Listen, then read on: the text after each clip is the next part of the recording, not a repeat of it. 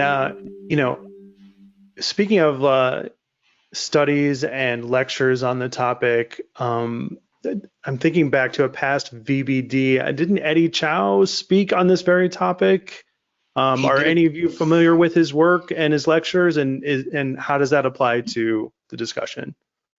Michael, what do you think? I'm very familiar with that. He proposed a study from his numerous Ortho-K patients, and it was a study that just basically retrospectively looked at all these kids and by age, and felt like the ones that were younger didn't respond as well, or they still progressed faster.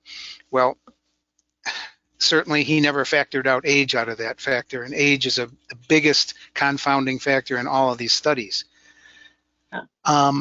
So he felt like it was all coming back to, like we were talking about, the peripheral defocus wasn't enough for a 1 diopter myope.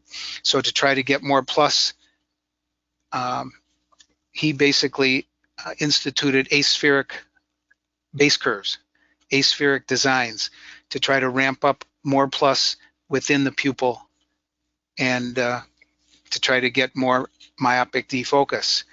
And when they did that, apparently their studies showed this, but that it did produce better myopia control with these aspheric lenses, and he is still prescribing those to this day.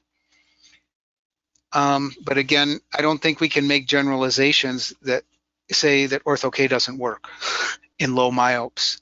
I think it is very effective. And one point that I think is coming out in a paper, a massive paper that's being published by Mark Bullimore and Noel Brennan about this concept of CARE, cumulative absolute reduction of elongation.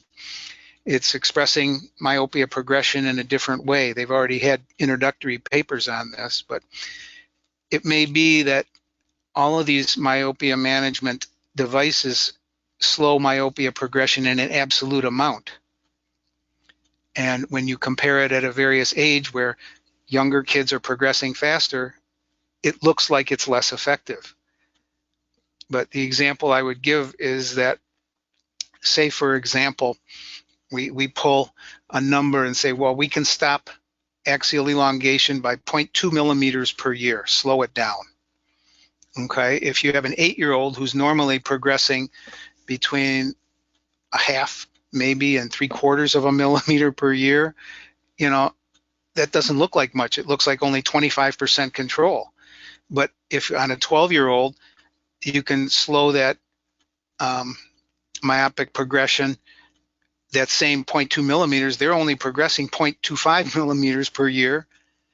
That looks like 80% control. Mm-hmm.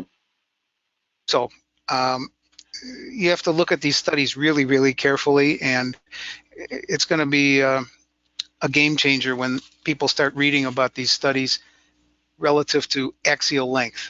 And age is a huge, huge factor. We can't deny that. So.